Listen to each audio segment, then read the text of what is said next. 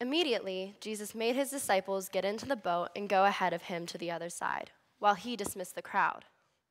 After he had dismissed them, he went on the mountainside to pray by himself. Later that night, he was there alone, and the boat was already a considerable distance from land, buffeted by the waves because the winds were against it. Shortly before dawn, Jesus went out to them, walking on the lake. When the disciples saw him walking on the lake, they were terrified. "It's a ghost," they said, crying out in fear. But Jesus immediately said to them, "Take courage, it is I. Do not be afraid." "Lord, if it is you," Peter said, "tell me to come to you on the water."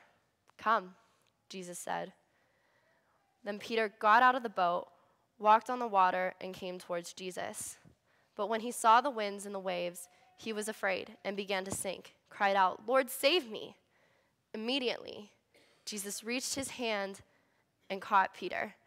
"You have little faith," he said. "Why did you doubt?" And when they came into the boat, the winds died down. Those who were on the boat worshipped him, saying, "Truly you are the Son of God." This is the word of the Lord. Thanks be to God. Okay, so I picked this story because it's one of my favorite stories in my favorite gospel, featuring my favorite disciple, Peter. He's my favorite disciple because I really relate to him a lot. He's very eager in his faith, and sometimes that can get him into a lot of trouble. What I love about this story is at first, Peter doesn't doubt that he can walk on water with the Lord's help. However, he shows he is like all of us with a doubting faith as he sinks. But Peter has really good intentions here. He sees Jesus coming towards the boat, and he can't wait to see him. He wants to be a part of what Jesus is doing right now, so he asks the Lord if he can come to him. He can't wait. They're in the middle of this giant storm, and Peter just wants to be next to Jesus and be a part of what he's doing now. When Jesus caters to Peter's will, Peter walks out on the water, and what does he do? He takes his eyes off Jesus, and he starts to sink. He sees the winds and the waves and loses focus and sinks. Well, begins to at least. In that moment, he slips. It only took a second. That one hesitation was enough to start sinking. But it said Peter cried out, "Lord, save me!"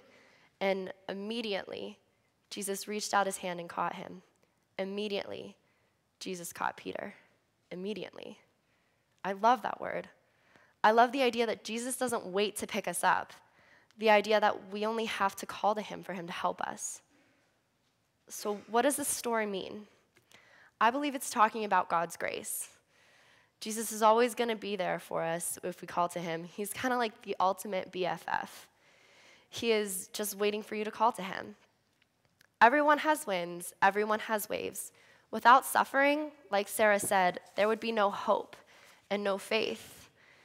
If our lives were perfect, we wouldn't realize that we needed God. We wouldn't realize we needed saved. But we're all human, and without God, we would all sink like a rock to the bottom of our lake. God shows us his mercy and grace through many different ways. The hand reaching out to Peter could be many different things for you. For me and my mom, it was this church. You guys took us in and made us family. Some of my best memories were made here, and you're all a part of them. You guys kind of stuck with us through the good and the bad.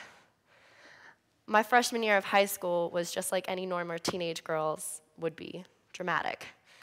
My friends started making bad choices, and I chose to stay friends with them because I thought it was my moral obligation as a Christian to save them. Down the line, I realized that it's God's job to save, not mine. I can only help. So I was pouring into these people, but no one was really pouring into me. Sure, I had youth group and people to help me here, but that was only one day a week, and when you surround yourself with negative people, negative and depressed people, you become negative and depressed. I started doubting myself, and I started withdrawing from my normal life. I became just like my friends, whether I wanted to or not. Then one day, my best friend tried to kill herself. Although she didn't succeed on killing herself, I lost my best friend that day. She spent 2 months in the hospital, and when she got back, she wasn't the same, and I felt very alone. I had other friends, but this was my breaking point.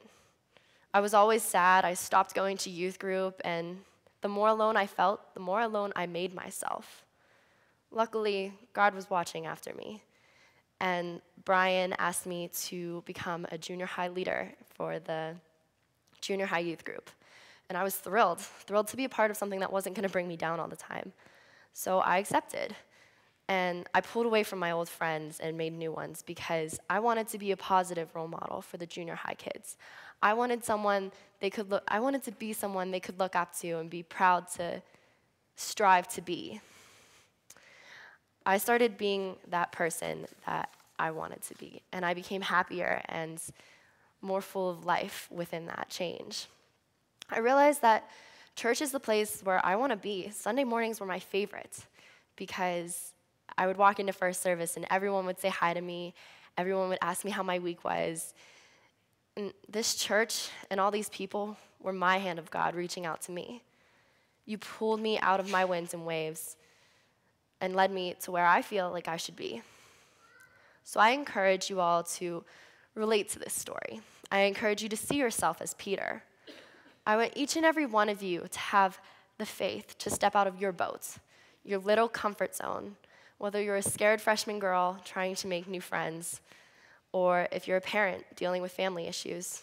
Step out of your boat and walk on the water through the winds and the waves into the arms of Jesus. Amen.